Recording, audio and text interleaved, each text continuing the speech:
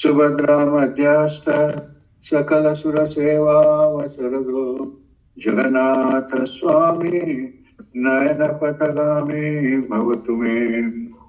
जगन्नाथ स्वामी नयन पथगामी भवतु मे। जगन्नाथ स्वामी नयन पथगामी भवतु मे। हरे कृष्णा कृष्णा कृष्णा हरे हरे, हरे राम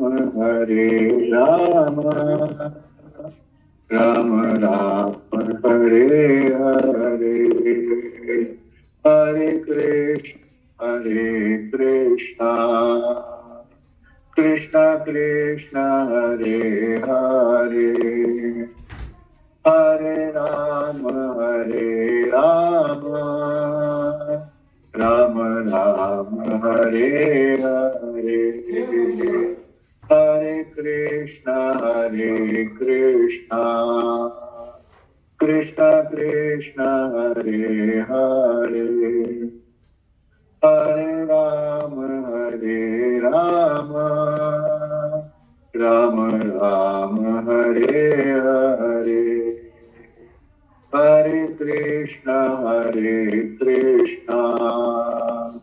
कृष्णा कृष्णा हरे हरे, हरे राम राम राम हरे हरे, हरे कृष्णा कृष्णा कृष्णा हरे हरे, हरे राम राम राम हरे हरे, हरे कृष्णा कृष्णा हरे हरे, हरे राम राम राम हरे हरे, हरे कृष्णा कृष्णा कृष्णा हरे हरे, हरे राम राम राम हरे हरे, हरे कृष्णा कृष्णा कृष्णा हरे हरे, हरे राम राम राम हरे हरे, जय राधा माधव माधव राधे, जय राधा श्याम सुंदर राधा श्याम सुंदर राधे, जय कृष्ण बलराम कृष्ण बलराम जय कृष्ण बलराम, जय जगन्नाथ बलदेवा जय सुभद्रा, जय पंचतत्वा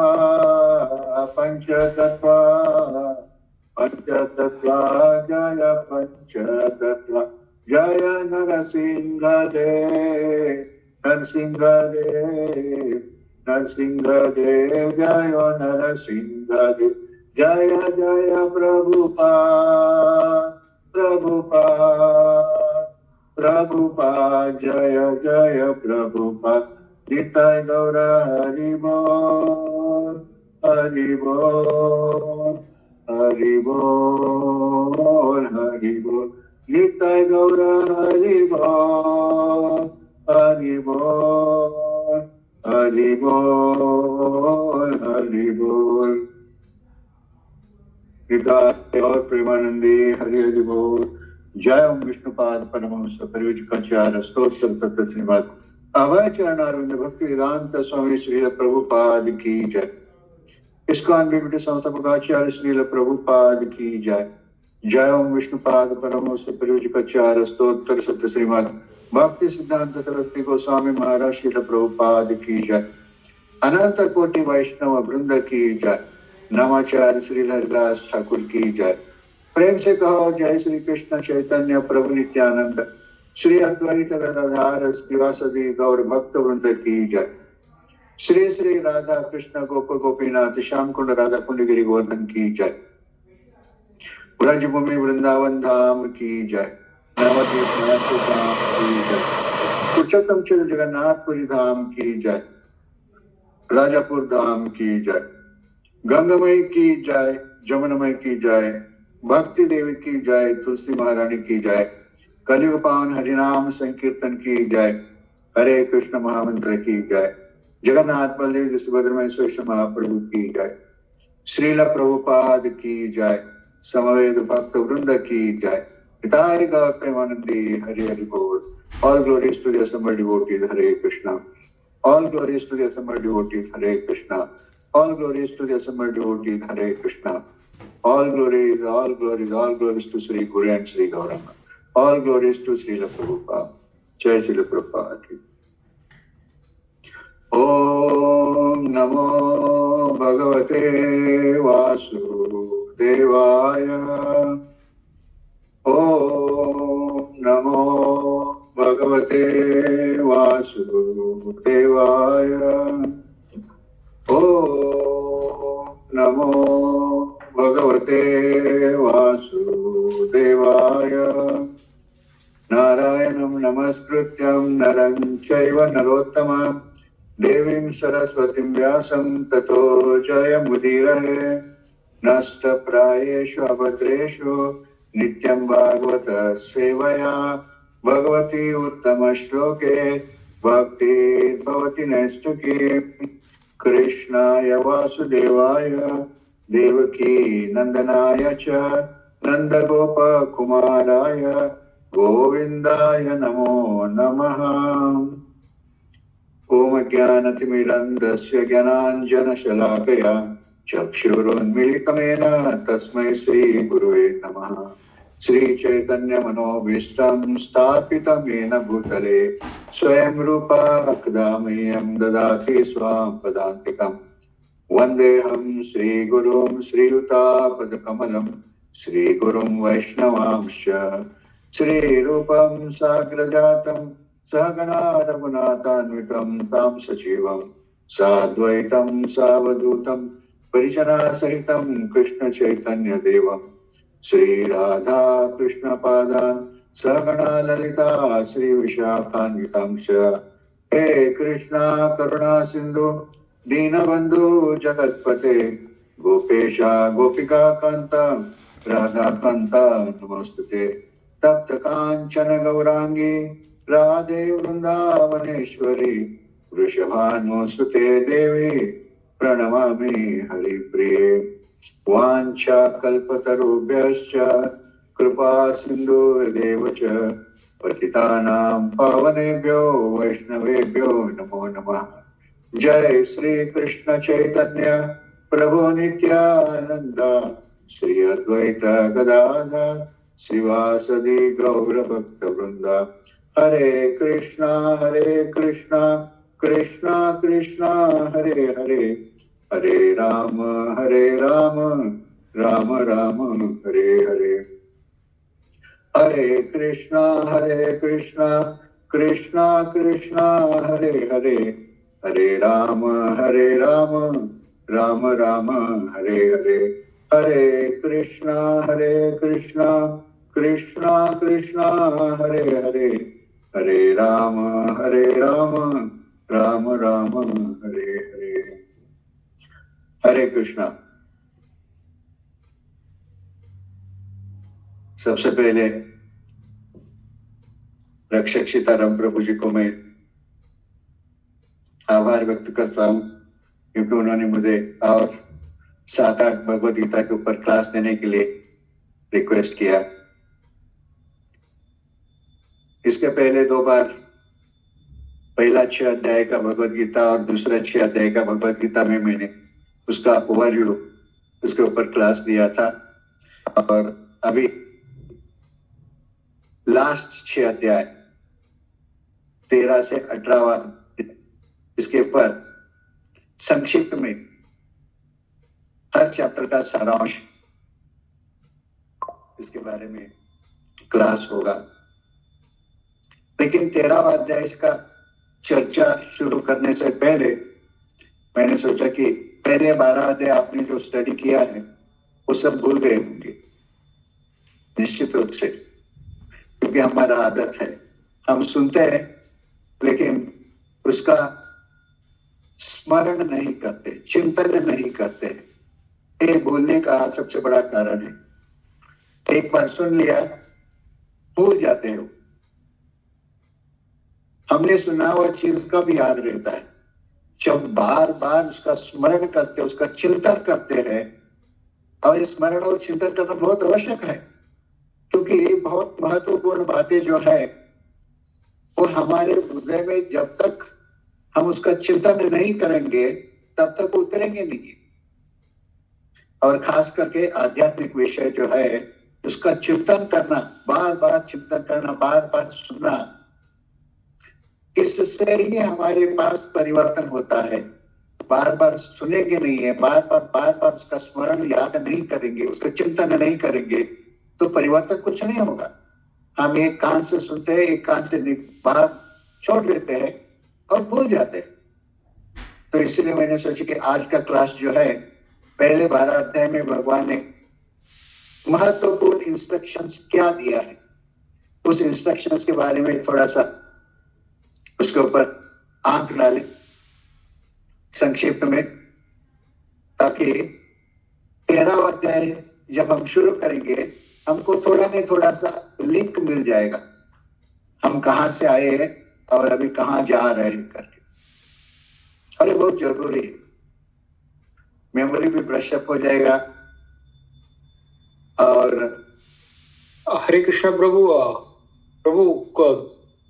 बरेच पॉज येतोय। Everybody is having same problem और only I am getting this problem? मध्ये मध्ये डिस्टर्बेंसेस आहे, आज येतोय, सुनाई दे रहा है लेकिन थोड़ा थोड़ा हो रहा है डिस्टर्बेंस, थोड़ा थोड़ा, लेकिन समझ में आ रहा है। हाँ, समझ में आ रहा है। हाँ, समझ में आ रहा है। समझ में आ रहे हैं ना? हाँ हाँ ठीक है।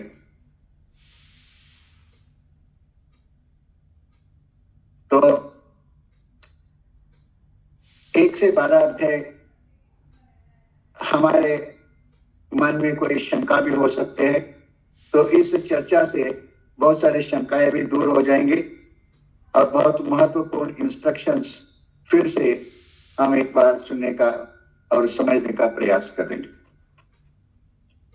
तो आप सब लोग अभी 18 अध्याय तक भगवत गीता तो पढ़ लिया है, बहुत सारे चीज समझ भी लिया होंगे। फिर भी भगवत गीता में क्या, किसके ऊपर आधारित है भगवत गीता? क्यों हमको भगवत गीता का अध्ययन करना, उसका अनुसरण करना आवश्यक है? भगवत गीता एक्चुअली बहुत महत्वपूर्ण डॉक्यूमेंट है, एक स्क्रिप्चर है जो हर जीव का जीवन में परिवर्तन लाता है। ऐसे क्या चीज है भगवत गीता में जो हर जीव के लिए उपयुक्त है? भगवत गीता में एक बद्ध जीव का यात्रा के बारे में, वो सारे बद्ध जीव हम ही हैं, लेकिन भगवान ने अर्जुन को एक निमित्त बना दिया और उसके माध्यम से हम सब लोगों को इस उपदेश दिया। एक यात्रा है, यात्रा कहां से शुरू होता है और कहां तक चलता है? ये यात्रा जो है कंफ्यूजन से शुरू होता है और क्लैरिटी में खत्म होता है। हम भी हमारे लाइफ में बहुत सारे सिचुएशंस को फेस करते हैं और जब इस प्रॉब्लम आता है तो हम कंफ्यूजन में आ जाते हैं, क्या करना चाहिए क्या नहीं करना चाहिए, क्या हम डिसीजन जो लिया है वो सही है क्या गलत है, हमको पता नहीं रहता है। हम कुछ करते हैं, उसका रिजल्ट दूसरा ही कुछ निकलता है।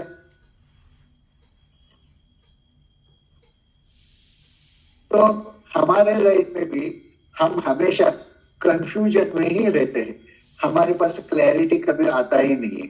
अगर क्लैरिटी आता है तो कंफ्यूजन कहां से? कंफ्यूजन तो रहेगा ही नहीं है, प्रॉब्लम तो आराम से सॉल्व कर सकते हैं, लेकिन ऐसा अक्सर नहीं होता है। दूसरा, ये यात्रा जो है पाप से शुरू होकर मुक्ति तक की यात्रा है, पाप से मुक्ति तक। हमारे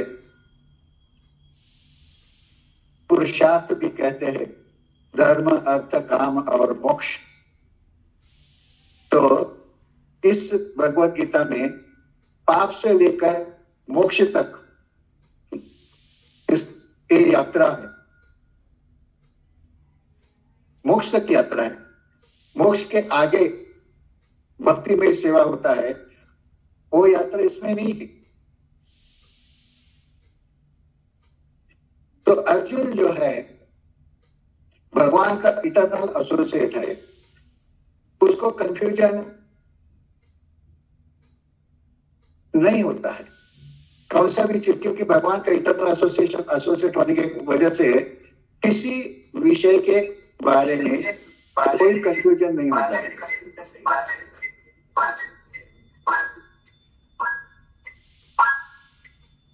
लेकिन भगवान जो है अर्जुन को निमित्त बनाकर उसको माया के प्रभाव में डालकर उसको कंफ्यूजन में डाल दिया, और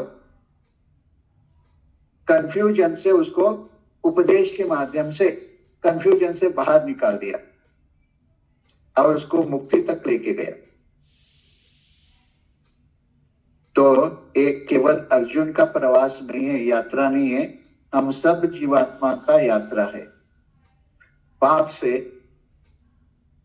लेकर मुक्ति तक की यात्रा। भगवत गीता में मुक्ति तक कहा गया है, मुक्ति के आगे नहीं कहा गया है। मुक्ति के आगे भक्ति में सेवा चालू होता है, वो भक्ति में सेवा जो है भागवतम से चालू होता है। तो मुक्ति तक है, इसका अर्थ क्या है कि इस भगवत गीता का अध्ययन करने से जीवात्मा को जन्म और मृत्यु का बंधन से मुक्त करना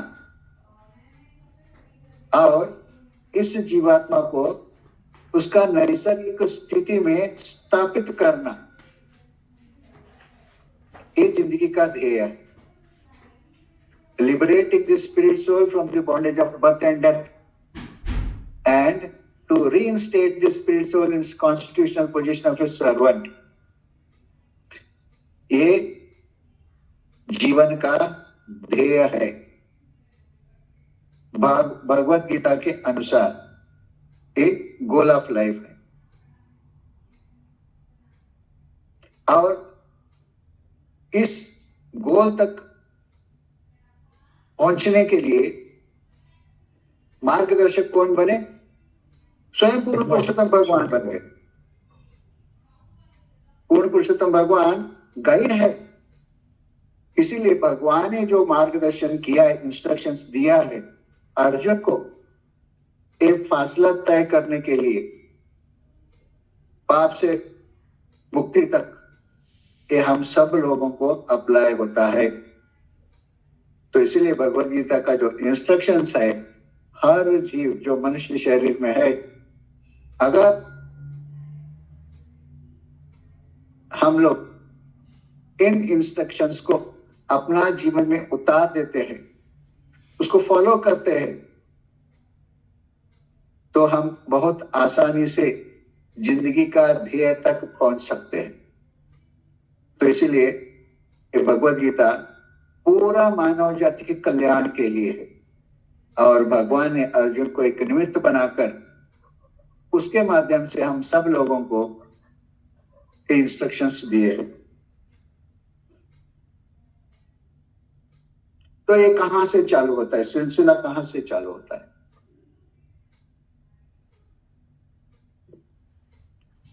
युद्ध शुरू होने से पहले भगवान शांति दूत बनकर कौरवों के पास जाते हैं और कहते हैं कि आप सिर्फ 5 गांव दे दो, ये 5 भाई है, क्षत्रिय है, और क्षत्रिय लोग अपना उपजीवन के लिए किसी का नौकरी नहीं करते, स्वभाव से उनका वो राज करने वाले हैं, तो किसी की नौकरी नहीं करते। इसीलिए आप सिर्फ 5 विलेज दे देना, बहुत हो गया। लेकिन ये शांति प्रस्ताव जो है दुर्योधन ठुकरा देता है, कहता है कि आपको सुई का नोक कितना भी जगह चाहिए तो युद्ध करके हमको हरा कर ही जगह ले लेना। तो ठीक है, युद्ध होना तय हो गया, डेट फिक्स हो गई और जगह भी फिक्स हो गया, और भगवान जो है द्वारका वापस आ गए। थोड़ा समय के बाद भगवान अपने कक्ष में सोए हुए हैं, एक्चुअली उनको नींद नहीं लगाई, वो नाटक कर रहे। अर्जुन आया उनको मिलने के लिए, तो अर्जुन ने देखा भगवान आराम कर रहे हैं, आंख बंद करके सोए हुए, तो ठीक है, उसने भगवान के चरण कमल के पास बैठ गया। और उसी समय थोड़ा समय के बाद दुर्योधन भी वहां आ गए। दुर्योधन ने कहा, अरे अर्जुन तो ऑलरेडी आके बैठ गए। डिवाइसचा प्रॉब्लेम आहे, इथे व्यवस्थित होते। अर्जुन ऑलरेडी आके बैठ गए इधर, ऐसे सोचकर उसने भगवान के जो मुख है उसके बाजू में बैठ गया। भगवान जान रहे, आंखें बंद करके सोए हुए, लेकिन नींद में नहीं है वो। तो थोड़ा टाइम के बाद आंख खोले तो अर्जुन दिखा दिया, क्योंकि वो चरण कमल के पास बैठा था। अरे अर्जुन तुम कब आ गए? तो दुर्योधन ने कहा, वासुदेव मैं भी आ गया। तो वासुदेव उसके तरफ भी देखा, अरे क्या बात है, क्या कारण है, आप दोनों आ गए? तो दुर्योधन कहता है कि वासुदेव युद्ध तो हो रहा है और हम आपसे सहायता मांगने के लिए आए। क्या सहायता चाहिए? भगवान बोलते हैं, देखो मेरे पास तो 18 अक्षौहिणी नारायणी सेना है, और एक तरफ मेरा सेना है और एक तरफ मैं अकेला हूं। मैं तो युद्ध में भाग लेने वाला नहीं हूं, अस्त्र शस्त्र हाथ में पकड़ने वाला नहीं हूं, तो मैं अकेला एक तरफ, मेरा नारायणी सेना एक तरफ। ये 18 अक्षौहिणी नारायणी सेना में क्या इंक्लूड है? 4 लाख रथ है, और हर रथ में दो व्यक्ति होते, एक सारथी होता है और एक योद्धा होता है, यानी 8 लाख लोग हो गए। 4 लाख हाथी में एक माउथ होता है और पीछे एक योद्धा होता है, ये भी 8 लाख लोग हो गए। 8 और 8 16 लोग हो गए। 12 लाख घुड़सवार, घोड़े पे तो एक ही आदमी होता है आयुध पकड़कर, तो 16 और 12 28 लाख, और उसके अलावा 20 लाख जो है पैदल युद्ध करने वाले लोग हैं, यानी टोटल 48 लाख सैन्य, नारायणी सेना एक तरफ और वासुदेव अकेला एक तरफ। तो दुर्योधन ने सोचा कि अगर पहले मैं पूछ लूं तो मुझे मिलेगा, अर्जुन पूछ लेता है तो वो सारा सेना लेके जाएगा, तो मैं क्या करूं? इसीलिए दुर्योधन बोलते कि वासुदेव मैं बोलता हूं, लेकिन भगवान बोले नहीं अर्जुन, क्योंकि पहला वो आ गया है और तुमसे भी उम्र में छोटा है, जो छोटे होते हैं उनको पहला अपॉर्चुनिटी दिया जाता है। तो अर्जुन को पूछा, अर्जुन तुमको क्या चाहिए, नारायण सेना चाहिए कि मैं चाहिए? अर्जुन बोलता है, वासुदेव मुझे आप चाहिए। दुर्योधन बड़ा खुश हुआ, अरे हंसने लगा, मूर्ख है अर्जुन, 48 लाख 18 अक्षौहिणी नारायणी सेना छोड़ के अकेले को ले लिया। ठीक है, मैं नारायणी सेना मुझे दे दे। तो भगवान बोलते हैं ठीक है आप चले जाओ, सही समय पर युद्ध होने से पहले आपके पास नारायणी सेना पहुंच जाएगा। भगवान अर्जुन को पूछते हैं, अर्जुन तुम मुझे क्यों पूछा? मैं तो युद्ध में भाग लेने वाला नहीं हूं। मैं क्या काम कर सकता हूं? तो अर्जुन बोलते हैं, वासुदेव आप सिर्फ मेरे साथ रहो, मेरे रथ का सारथी बनकर मेरे साथ रहो, युद्ध में निश्चित रूप से मेरा ही विजय होगा। क्यों? वो जानता है कि भगवान जो है वो पूर्ण पुरुषोत्तम भगवान है, वासुदेव कृष्ण पूर्ण पुरुषोत्तम भगवान है, वो जानता है। तो युद्ध हो गया, शुरू हो गया। युद्ध शुरू होने से पहले सब लोग शंख बजाया, सब अतिरथी महारथी जो रथ पे बैठे थे सब लोगों ने शंख बजाया। अर्जुन अपना देवदत्त बजाया, वासुदेव के पास पंचजन्य था, वासुदेव सारथी होकर उसने शंख बजाया। किसी योद्धा के सारथी जो है अपना शंख नहीं बजाया, लेकिन अर्जुन का सारथी कृष्ण जो है आप शंख बजाया। क्यों? उसका क्या तात्पर्य है? कृष्ण शंख बजाया, इसका तात्पर्य है कि भगवान बोल रहे हैं इस युद्ध को मैंने ही शुरू किया है और इसको मैंने ही खत्म करने वाला, इसीलिए भगवान शंख बजाए। तो युद्ध एक्चुअली शुरू होने से पहले अर्जुन बोलता है कि सेनायोर उभयोर मध्ये रथम स्थापयामि अच्युता, दोनों सेनाओं के बीच में मेरा रथ को लेकर खड़ा कर दो। मैं देखना चाहता हूं कि कौन कौन मेरे साथ युद्ध करने के लिए उत्सुक है। तो भगवान तो सारथी है, नौकर बन गए अपने भक्त का, तो रथ को लेके गए, दोनों सेना के बीच में खड़ा कर दिया। और अर्जुन देख रहा है सारे अपने सगे संबंधी लोग हैं, और उसके मन में अलग अलग विचार आने लगे। इतने सारे लोग हैं, अगर मैं इनके ऊपर प्रहार करूंगा तो ये लोग मर जाएंगे, इनके पत्नियां विधवा हो जाएंगे, इनके बच्चे अनाथ हो जाएंगे, वर्ण संकर पैदा होगा, जो लोग मरे हैं उनको पिंड दान देने वाला भी कोई नहीं होगा, इसीलिए अधर्म बढ़ता जाएगा। और इसके अलावा मैं इतने सारे लोगों को मार देता हूं तो इसका पाप मुझे लगेगा और मुझे नरकवास होगा। तो ये कौन चाहता है युद्ध करके लोगों को मारकर नरक में जाना? देखिए अर्जुन कंफ्यूजन में आ गया, बहुत बड़ा योद्धा है, उसका हाथ से गांडीव जो है नीचे गिर गया, गला सूख गया, हाथ कांपने लगे, गांडीव नीचे गिर गया और अर्जुन नीचे बैठ गया और बोला केशव मैं युद्ध नहीं करूंगा। भगवान को आश्चर्य हो गए, अरे अर्जुन पहले क्या तुमको पता नहीं था कौन कौन तुम्हारे साथ युद्ध करने वाले हैं करके? यहां आकर तुम देख रहे हो और सोच रहे हो कि इतने सारे लोगों को मैं मार डालूंगा इसलिए युद्ध नहीं करूंगा, मुझे पाप लगेगा। पहले तो सोचना चाहिए था, युद्ध करने से आने से पहले, रणभूमि में आने से पहले ही तुमको सोचना चाहिए था ये सारी बातें। अभी तुम रणभूमि छोड़कर चले जाओगे तो यहाँ जितने सारे अतिरथी महारथी योद्धा खड़े हैं ना, वो क्या सोचेंगे?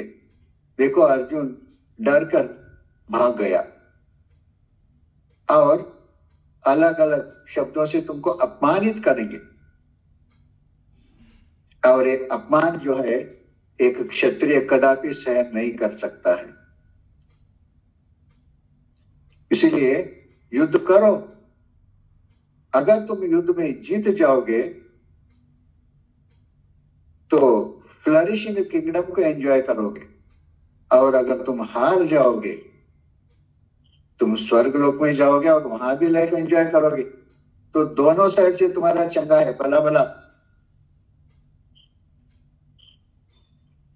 फिर भी अर्जुन जो है कंफ्यूजन में आ गया और अर्जुन बोलता है, शिष्यस्तेयं साधिमां त्वं प्रपन्नम, केशव मैं अभी तुम्हारा शिष्य बन गया हूं, तुम्हारा शरण में आया हूं। प्रपन्नम, प्रपन्न माने शरण में आना। तुम्हारे अलावा मुझे मार्गदर्शन करने वाला कोई योग्य व्यक्ति नहीं है, इसलिए तुम मेरा गुरु बनो और मुझे मार्गदर्शन करो। मुझे क्या करना चाहिए मुझे पता नहीं है, मैं टोटली कंफ्यूजन में आ गया हूं। तो जब हम लोग किसी सिचुएशन में कंफ्यूजन में आते हैं तो क्या करना चाहिए? एक गुरु का आश्रय लेना चाहिए। भगवद गीता में भगवान बताते, तद्विधि प्रणिपातेन परिप्रश्नेन सेवया उपदेक्षन्ति ते ज्ञानम ज्ञानेन तत्वदर्शिना। गुरु कौन सा होना चाहिए? कौन सा गुरु का आश्रय लेना चाहिए? क्या पंडित का आश्रय लेना चाहिए? कथाकार का आश्रय लेना चाहिए? नहीं है। एक गुरु वो है जो जिसको साक्षात्कार हुआ है, तत्वदर्शी है। तत्वदर्शी यानी जिसके पास रियलाइजेशन है। ऐसे एक रियलाइज्ड व्यक्ति अगर एक शब्द भी बोलता है ना, वो हृदय को छू देता है और उसका परिवर्तन वहां से शुरू होता है। इसीलिए गुरु ऐसे होना चाहिए जो सेल्फ रियलाइज्ड होना चाहिए, तत्वदर्शी होना चाहिए। ऐसे तत्वदर्शी गुरु से हम अगर मार्गदर्शन लेते हैं तो हमारे सारे प्रॉब्लम्स, उसका सॉल्यूशन बहुत आसानी से मिल जाता है। तो अर्जुन ने भगवान का शरण में प्रपन्नम, देखिए शुरुआत में ही भगवत गीता का शुरुआत में अर्जुन बोलता है मैं तुम्हारे शरण में आ गया हूं, लेकिन भगवान 18 अध्याय का एंड में बोलता है तुम मेरा शरण में आ जाओ। तो 18 अध्याय तक जाने का क्या जरूरत था भगवान को? पहले इसने बोल दिया शरण में आया।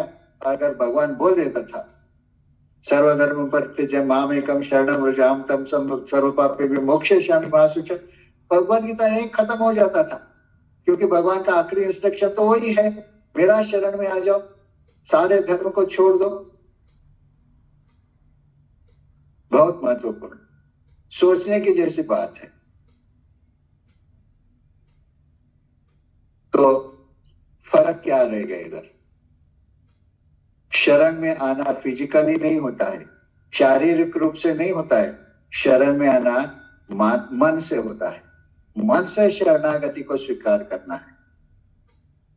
मन और बुद्धि, भगवान अर्जुन ने भगवान को अपना मन दिया लेकिन बुद्धि नहीं दिया। 18वां अध्याय तक भगवान अपना बुद्धि को खुद यूज कर रहा है, लेकिन भगवान बोल रहे हैं नहीं चलता है, तुमको तुम्हारा मन और बुद्धि दोनों मुझ में देना चाहिए। तुम्हारा मन और बुद्धि को मैं कंट्रोल करूंगा, तभी तुम्हारा शरणागति पक्का होगा, नहीं है तो आधा शरणागति नहीं चलेगा। अर्जुन उसके लिए तैयार नहीं था, अपना बुद्धि यूज कर रहा था। क्या मन और बुद्धि दो अलग अलग चीज है? नहीं है, एक ही मन है, लेकिन ये मन दो काम करता है। एक ऑब्जर्व करने का काम करता है और एक डिसाइड करने का काम करता है। जब मन किसी चीज के बारे में डिसीजन लेता है, उसको डिसीजन को बुद्धि कहा जाता है।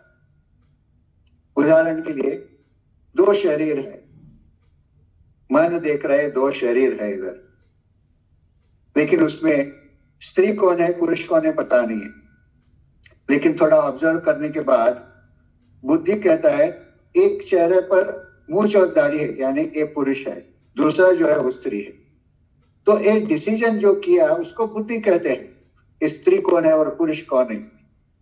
लेकिन जो पहला ऑब्जर्व किया वो मन ने ऑब्जर्व किया, यानी बुद्धि मन से अलग नहीं है।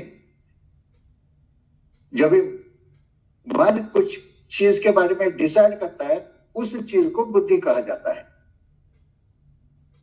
दूसरा एक उदाहरण दे सकते हैं हम।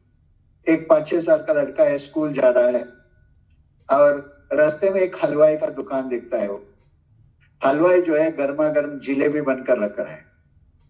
तो बच्चा खड़ा रहता है, उसके मुंह में पानी आ गई, तो देख रहा है और एक मन कह रहा है, अरे एक दो हाथ जलेबी ले लो, तुम तो बच्चे हो, चलता है। लेकिन दूसरा मन ये भी कहा, तुम्हारे पास पैसे नहीं है, और हलवाई जो है मूंछ वाला हलवाई, अगर वो देखा तो पकड़ के मारेगा, चलो चुपचाप चलो। ये चुपचाप चलो, स्कूल में तुम्हारे पास पैसे नहीं है जेब में, ये जो है बुद्धि का है। तो मन और बुद्धि जब हम दोनों भगवान के हवाले कर देते हैं तो उधर शरणागति कंप्लीट होता है। और उस शरणागति से भगवान बोलते हैं कि इस तरह से तुम मेरे शरण में आओगे, बस तुम्हारे सारे पाप को मैं मुक्त कर दूंगा। रुकना, ऐसे रखता हूँ ना, ठंडा हो जाएगा। हरि बोल, नहीं हो जाएगा। हरि बोल, don't talk. हरि बोल, don't talk in between, please. You are disturbing me.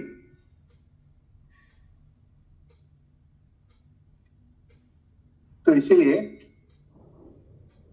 जब हम द्वंद्व में आते हैं ना, तो सबसे पहले हम गुरु का आश्रय लेना चाहिए। उसके बाद भगवान जो है आत्मा के बारे में ज्ञान देते हैं। हम शरीर नहीं, हम जीवात्मा है। बोलते देहिनोस्मिन् यथा देहे कौमारम यौवनम जरा तथा देहांतर प्राप्ति धीरस्तत्राणि मुह्यति। आत्मा अमर है और शरीर जो है आत्मा के ऊपर एक कपड़ा जैसे है। ये आत्मा जो है बाल्यावस्था से यौवन अवस्था में आते, यौवन अवस्था में बुढ़ापे में आते, बुढ़ापा होने के बाद इस शरीर को छोड़कर दूसरा शरीर में प्रवेश करता है। और जो व्यक्ति इस चीज को जानता है उसको धीर कहा गया है। वो धीर है क्योंकि वो अन्य से डिस्टर्ब नहीं होगा। अर्जुन, हम सब लोग जीवात्मा है। युद्ध में जितने सारे लोग उपस्थित है दोनों साइड, सब जीवात्मा है, शरीर नहीं है। और जीवात्मा जो है अमर है, उसका कभी बर्थ नहीं होता है, कभी डेथ नहीं होता है। भगवान बोलते हैं पांसांसि जीर्णानि यथा व्याय नवानि गृह्णन्ति नरोपराणि। जैसे कपड़े बदलते हैं, हम कपड़े फट जाते हैं तो उसको छोड़कर नए कपड़े पहनते हैं, वैसे ही जीवात्मा जो है इस शरीर को त्याग करके दूसरा नया शरीर को धारण कर लेता है, नया शरीर में प्रवेश करता है। अजो नित्यम शाश्वतम पुराणो न हन्यते हन्यमाने शरीरे। आत्मा का कभी जन्म नहीं होता है और कभी मृत्यु भी नहीं होता है। ये शाश्वत आत्मा है। इसलिए अर्जुन, युद्ध करो। और ये आत्मा का और एक स्वरूप क्या है? नैनम छिद्दन्ति शस्त्राणि नैनम दहति पावकः न चैनम क्लादे यन्त्यपो न शोषयति मारुता। यानी आत्मा ऐसी चीज है जो हथियार से उसको काट नहीं सकते हैं, आग जला नहीं सकता है, पानी इसको गीला नहीं कर सकता है, हवा इसको सुखा नहीं सकता है। ये आत्मा का स्वरूप है। इसीलिए तुम ये मत सोचो कि तुम सारे लोगों को जान से मार डालोगे। ये शरीर टेम्पररी है। अगर तुम नहीं मारोगे तो वो लोग ऐसे भी तो मर जाएंगे। तो इसीलिए सबसे पहले भगवान जो है अर्जुन को आत्मा के बारे में ज्ञान देता है। आत्मा शाश्वत है और शरीर टेम्पररी है। इसलिए हम सब लोगों को प्रभुपाद जी कम से कम 25-26 लेक्चर दिया था, एक इसी इसके ऊपर, आत्मा के ऊपर। मैं शरीर नहीं हूं, मैं आत्मा हूं, मैं शरीर नहीं हूं, मैं आत्मा हूं कर। और एक बार एक व्यक्ति ने पूछा, स्वामी जी इतने बार बोलने का क्या जरूरत है? मैं शरीर नहीं हूं, आत्मा हूं, शरीर नहीं हूं, आत्मा हूं कर। एक दो बार बोल दिया बहुत हो गया ना। तो प्रभुपाद बोले, इतने बार बोलने के बावजूद भी तुम नहीं समझ रहे हो कि तुम शरीर हो, शरीर नहीं हो, आत्मा हो करके। तो ये हमारा स्वभाव है। हमको ये समझना चाहिए कि हम सचमुच शरीर नहीं है, हम आत्मा है। आत्मा होने के कारण हम उस परमात्मा का अंश है, और हमारा काम क्या है? उस परमात्मा को सबऑर्डिनेट बनकर रहना। ये जीवात्मा का कर्तव्य होता है। तो अर्जुन का दूसरा सबसे बड़ा डर क्या है? पाप। इतने सारे